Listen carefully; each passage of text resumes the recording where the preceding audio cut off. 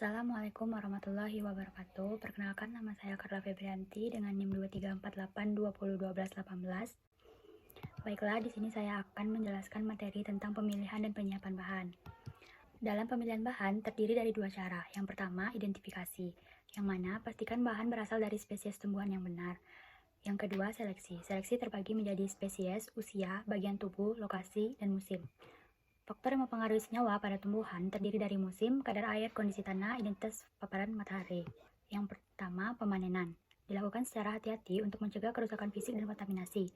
Yang kedua, sortasi basah. Dilakukan untuk memisahkan bahan yang layak dan serta membersihkan bahan dari kotoran. Yang ketiga, pencucian. Dilakukan menggunakan air bersih untuk menghilangkan mikroba yang menempel. Yang keempat, perajangan. Dilakukan untuk mempercepat proses pengeringan dan ekstraksi. Selanjutnya ada pengeringan, dilakukan untuk mengurangi kadar air agar simplisia awet dan tidak rusak. Yang keenam ada sortasi kering, dilakukan untuk memastikan kualitas akhir simplisia masih bagus. Selanjutnya pengecilan ukuran atau untuk menghaluskan bahan, bisa menggunakan blender dan disaring. Selanjutnya pemeriksaan mutu, memastikan bahwa simplisia memenuhi standar kualitas dan efektif sebagai bahan baku. Selanjutnya pengemasan. Pengemasan ini untuk menjaga kualitas dan stabilitas simplisia selama penyimpanan. Yang terakhir, penyimpanan, agar sampel tidak berjamur dan mengalami kerusakan karena cahaya, udara, dan serangga. Baiklah, saya akan menjelaskan materi yang kedua, tentang ekstraksi bahan alam. Adapun klarifikasi dari ekstraksi secara umum merupakan suatu proses pemisahan zat aktif dari suatu padatan maupun cairan dengan menggunakan bahan pelarut. Adapun prinsip tahapan proses ekstraksi, yaitu pelarut akan merusak dinding sel dan jaringan, serta masuk ke dalam sel. Yang kedua, pelarut akan melarutkan senyawa metabolit. Yang ketiga, pelarut bersama senyawa metabolit yang terlarut dikeluarkan atau dipisahkan dari bahan atau biomasa penghasilnya. Selanjutnya, ada beberapa metode dalam ekstraksi ini. Yang pertama, maserasi. Proses ekstraksi dengan merendam bahan tumbuhan kering dalam pelarut pada suhu ruang selama waktu tertentu tanpa pemanasan. Yang kedua, perkolokasi.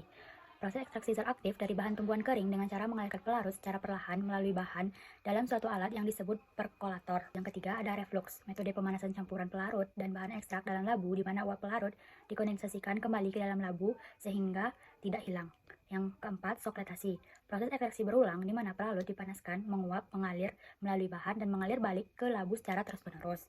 Lalu ada ultrasonikasi, menggunakan gelombang ultrasonik untuk menghancurkan dinding sel dan meningkatkan pelepasan senyawa aktif. Selanjutnya ada microwave, menggunakan energi gelombang mikro untuk memanaskan pelarut dan bahan, mempercepat ekstraksi dengan menghasilkan panas dari dalam, mempercepat keluarnya senyawa aktif.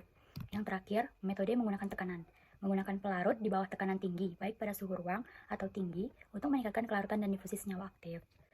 Selanjutnya, yang terakhir, faktor pemilihan metode, yaitu efisiensi, rendaman yang tinggi, kualitas senyawa terjaga, waktu ekstraksi singkat, biaya lebih murah, dan minim risiko.